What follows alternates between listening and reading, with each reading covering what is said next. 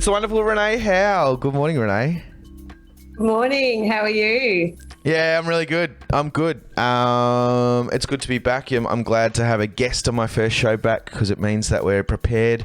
But yeah, it's lovely. How's your week been? How have you woken up this morning? It's been a huge week. Yeah, it's been a huge week. So it was last Monday, the flag raising. Was it really? Yeah, it was last Monday. All right, rightio. But yeah, unfortunately, Tuesday morning I woke up and I had tested positive to COVID. So It's the worst week. It's the worst. Yeah, I've had a very quiet week. And it was a massive weekend last weekend with the ball, and shared the love on Monday, unfortunately. Sorry, Mom. That happened. Yeah, so. Tell us what you do. You work for Barwon Health, but tell us in particular what your, maybe not just your role title, but what it entails. What do you get up to on a day-to-day basis? So as an Aboriginal Health Liaison Officer at Barwon Health, I make contact with all the Aboriginal and Torres Strait Islander patients in the hospital. We cover the whole hospital from ED, outpatients, even over at Mackellar. And, we just make sure that, they're feeling safe, that we make sure that the staff understand the patients and where they're coming from on their journey, and make sure that they're looking at the holistic approach to Aboriginal health. Just support the families when their family members are in hospital, and just make sure that they're feeling culturally safe, and being that bridge between staff and patients sometimes just helps on their health journey. We had I can't remember what the week was, but it wasn't maternity week, but a good friend of mine works in a hospital in Geelong, and we were talking about working with Indigenous women through birth. It's just interesting. So do you work in the maternity suite as well? Like, are you sitting there right now next to the people that are pulling out babies?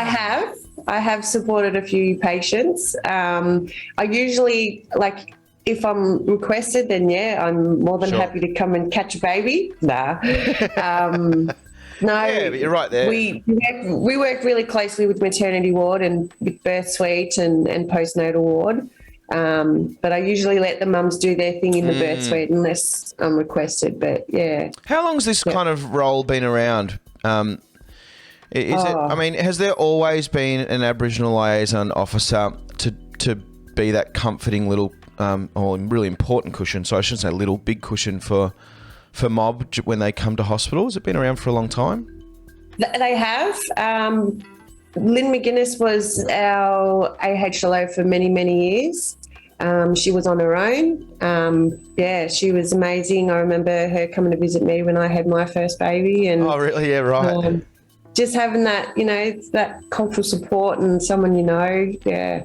So they have been around for many years. Unfortunately, some hospitals only have one AHLO. We are so incredibly lucky to have 3 Aboriginal liaison officers, one in the mental health sector, and a full team. So and an Aboriginal manager. We're just truly blessed to have a really good team at the hospital. Is it still under-resourced, or is that a good amount of people compared to how many patients are coming in needing some support?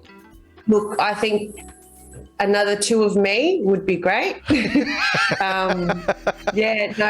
always room for more. The more workers we get, the more work we get done with our mob. So, I think. Yeah, our dream is to have a bigger team. We've still got to fill our workforce officer role. So anyone out there that's interested, get onto it. We're such a good team. Is it where do you find that the challenges are in hiring?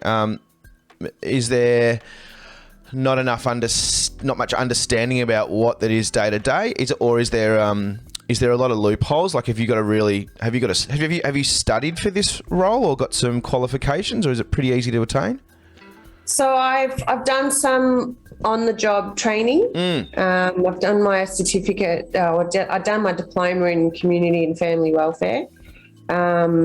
So there's opportunities to study while working at Barwon Health, if that's what you want to do. But my background, I worked for VACA, for the Kids Get Access program. So I worked alongside child protection and worked with all the families in that sort of area. And so I had that background many, many years ago before I had kids. And then, I didn't work for a long time, and I had some aunties tapping me on the shoulder saying, come on, we need you to come and work with our mums and bubs. So, but there's a lot of opportunities for people to train and study while working at Barwon Health. So they're very supportive of that.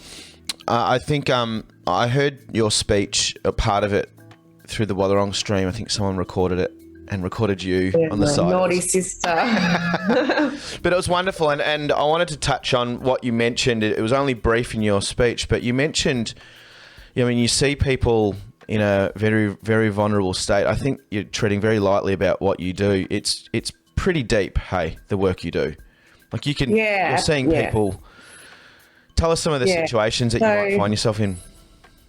I think in my speech, through my tears, I had mentioned that, we work with our community who are like family, and, unfortunately, we're there for end of life, supporting patients through end of life, but we're there for babies starting their journey. So we're there throughout the whole journey of, being born to the final journey of our mob. So it can be really, really hard. We are working with, family. Our community is our kinship in a lot of ways. So it can be hard, but I see it as, if I can make that, if I can, just support and help and improve, the family supporting the patient, or, that's my job done. I see death in a different way now, and, I still grieve. Absolutely. I still grieve, but, I'm there to support and help, and that's what I take away is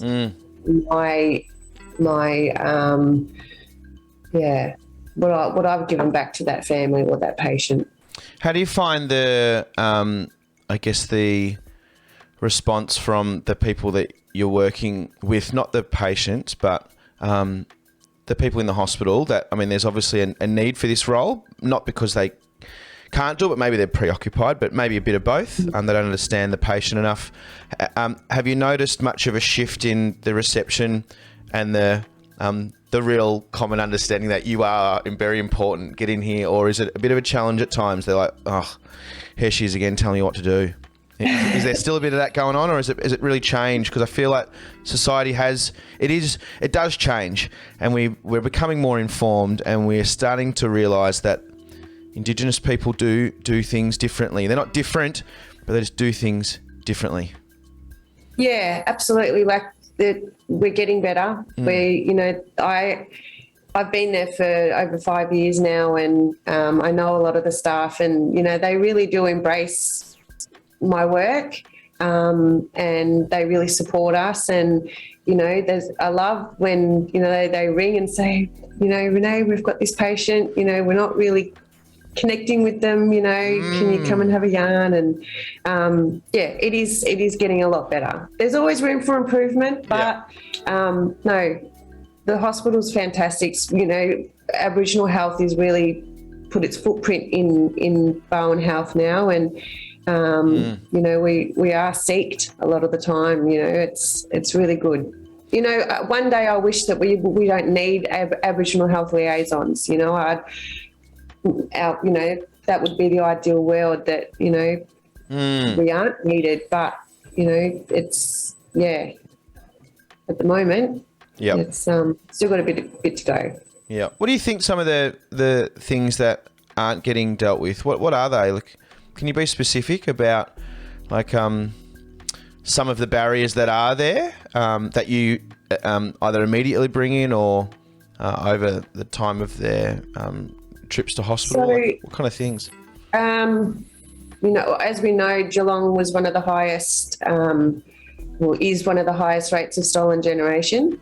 Wow. And, that there's still that fear of institutions with a lot of our mob here in Geelong. So, even just coming to the hospital when you're extremely sick is, that's one barrier. And, getting people through the door and seeing a familiar face, seeing that Aboriginal liaison, that's one positive for them to get their health needs checked. And so there are still a lot of barriers, especially around the fear of hospitals and even mums birthing. Hospitals where you came to die or had your baby removed, and unfortunately it wasn't all that long ago that hospitals around the area were a part of that. So, but yeah, we're very fortunate to support people that are still struggling with that trauma. It's very real. It's That's huge. I think that's really huge that we're talking about that part, because that's some long work. Like, that's some real heavy work, but long-term work, like real deep work, daily work. But it may be some kind of encouragement, if you say it's an encouragement, to know that if there's no immediate change, it's because there's a lot of work to be done. And I mean, you're talking, I didn't know that. I didn't know, even though my mum got brought up in an institution. She was in a children's orphanage from the age of 4 or 5, and so were all her brothers and sisters, and that's how she met my dad, who was also in the same orphanages. And the more I talked to my uncles and even non-Indigenous people, and I didn't know that Geelong was one of the, I hate to say it, leaders, but one of the most common places for institutions. I wish people knew that. There was 13 orphanages around Geelong. It was. I remember Mum bouncing around a few, and I'm only finding this out now. But yeah, you used to get kind of bounced around. That's crazy. That's crazy. Yeah. 13 orphanages. And a lot of the mob were brought over from different states. Yeah. So really disconnected and broken community. Yeah. And you're right, we're talking like our mums and dads. Like, the kid doesn't get off the hook not having to deal with some deep stuff. And transgenerational trauma is like, it's so real in so many of our communities still. It's my mum, it was part of the stolen generation. She grew up in Adelaide, but even with us girls, when we had our babies in Geelong Hospital, there's still that, am I doing everything right? And even, identifying as Aboriginal, there's people that are still two minds, they're scared of being judged. There's, that fear, it's still there. It's very real. It's funny you mentioned that. I mean, to give an insight of being what an Aboriginal is, to tick that box, a lot of the time, I can't remember the last time I was really proud about ticking that little box that says, do you identify as... I never go, yeah. I'll go far out. Do I want to do this today? Yes, I am. There you go. And I know they read down the thing, and you can see their eyes going down the form. Yeah, excellent. Oh, interesting. Yeah, okay, excellent. And you're like, far out. I know you're looking at that little that one line. That one line. It's identification is really, really important in the hospital. So we hope that the staff are following up. Okay, you identify as Aboriginal or Torres Strait Islander. We have an Aboriginal health service that can would love to make contact with you and have support. Because if we don't identify our mob, then we don't know that they're there. So it's closing that gap. Are you aware of any further training and cultural training that obviously you can't run training sessions whilst you're providing support, but do you know of anything that maybe in particular Barwon Health are doing that when you're not there or you can't be there, the people that are responsible for the time that the patient's in there, are they getting trained up and educated on the daily and the weekly and the monthly? And how's that going? So we do cultural training. Libby and Adam, they're our policy and projects workers. The whole team actually. We share the load of doing cultural training throughout Barwon Health. Right. And all staff do like an introduction cultural training package when they first start at Barwon Health. It's we've carried out a lot of training over the years and across a lot of the areas of Barwon Health. So it's just touching base about we talk about stolen generation. We talk statistics on our numbers that our life expectancy. We do maternity training as well for all our nurses. And with an Indigenous lens, or do you particularly bring in an Indigenous lens over that maternity training? Yeah. Yes. Yeah. Got ya. Yep. So we talk about what to expect when an Aboriginal mother or father is coming into birth at the hospital. It's really good. I'm trying to imagine kind of some of the strange things that might happen for the first time a nurse is in there, but like I'm trying to think maybe a family member that's not a direct relation in the typical white space, but they're called uncle. Is that things like that? Like, just trust me, that is their uncle. I know it hasn't got the same last name, but that's uncle. He's coming in. He's the person that we need to let in today. Yep, and there's second cousin, third cousin sitting out in the waiting room waiting to come in and meet baby. Yeah, and that would help. Hey, let's talk. Wonderful thing. Congratulations again for winning the community award. Thank you. Deservedly so. I can't wait for you to get out there. And are you out now? Are you out? Is this today? Today's the day to go back to work. Today's my first day back at work. I'm so excited. It's like it all starts again for you. NAIDOC week starts now, and now shower me with adoration. Yep, absolutely. You do some wonderful stuff outside of your community work, which is so amazing that you fit all this in. But tell us about some of your resin art, which I got to see up close at, where was that? Newcombe District Football Indigenous Round. But have you got anything there? Not with me at the moment. I haven't got any pictures. It's all in my art space. So yeah, cool. So I do resin and wood burning. I started doing it first lockdown actually. Right. So I was working from home and I was sat at the computer the whole time, just doing my head in. I was sitting on the computer at like 10:30 at night, just feeling like I wasn't doing my job properly and scared I was going to miss out on something. But it really took its toll, and I thought I need something on the side. I need to keep my mind busy, but not with work. So, I just bought a little resin pack and started making some earrings, and then, bought a little the wood burning tool, and I just went from there. I just get in a zen. There you go. Here's some stuff that lovely Renee does. So what's this? This is wood burning little coasters, is it? Yeah, little coasters, yeah. It's beautiful. Can you explain something about this artwork in particular? So I love patterns. Some of my artwork doesn't actually identify as any symbols as such, but I love patterns and it just sort of you make it what it is. Like I see a lot of stones and rock forms, you know, in those little pieces. But yeah, for me, it's a lot about patterns. I do a lot of. I love bundles. I love doing wood burning with bundles. So, yeah, I tell a story, but sometimes you know, with a lot of the patterns, you just, a lot of the time it's just to fill the space in, actually.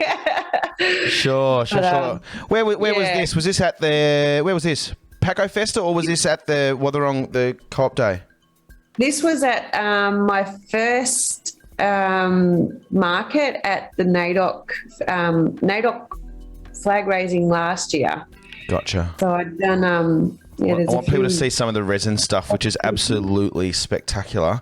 Yeah, I didn't have a lot of resin this year because it's been too cold to do any resin in the garage. So right, it needs to be warm, does it?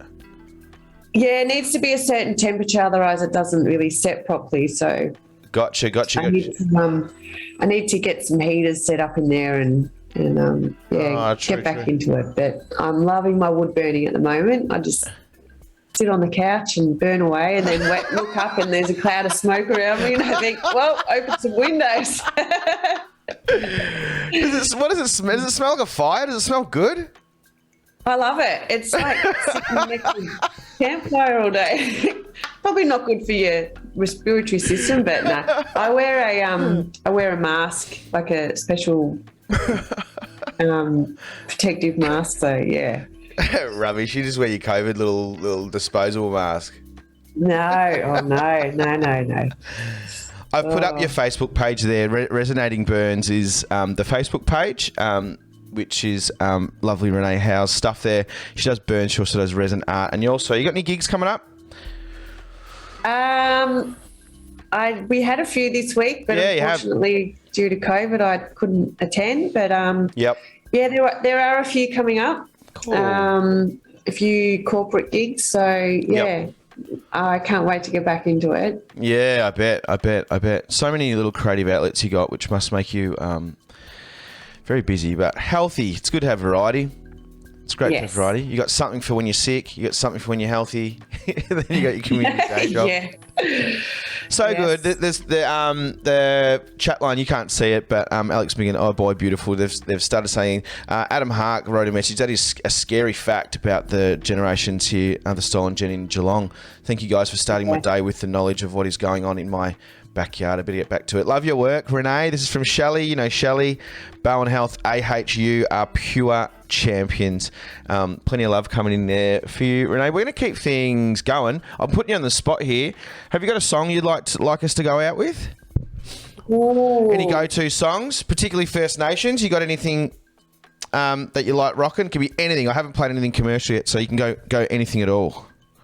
Okay. And while Renee's thinking about that, we are speaking to community person winner from the Watherong NAIDOC Awards, Renee Howell. She was nominated for amazing work as the female Aboriginal Liaison officer at Barwon Health. So brilliant. And this has been recorded too, so if you've just jumped in late and you want to hear more about Renee, I'll post it up on our YouTube channel shortly after this show finishes at 9 o'clock. What's your track? I would love to hear Beds Are Burning. I mean, I know, it's Midnight Oil. Love it. You're right. I just love that song. I've been getting right into them since I went to the gig, and I went to that Makarrata Project concert, and it was. I still sit there and have my jaw wide open for how wildly present he made some very tough stories. He put them on the screens at all times, like deep convo. Like, whoa, this ain't a little relax in the Mount Dunedin State here. This is some info. Yeah, you listen to those lyrics, brother. It's like, it's just, they're amazing. They're amazing lyrics. They're amazing stories. And yeah, I was there as well. I was the crazy lady on the chair. I have stood on a plastic chair many a times at the front of a concert, which usually reserved for the oldies, but it was not an oldie crowd. It was a rowdy. Yeah, there was- They have got some fans. They've got some very powerful definitely. fans. Yeah. Yep, that was awesome. Renee Howell, thanks for joining us this morning. No worries. Treat. Thanks for having me, brother. All the best on your first day back too. I hope everything goes well. I And better get moving. I'm due to be in there in half an hour. So no worries. Thanks again, for Renee. having me. You're the best. No worries.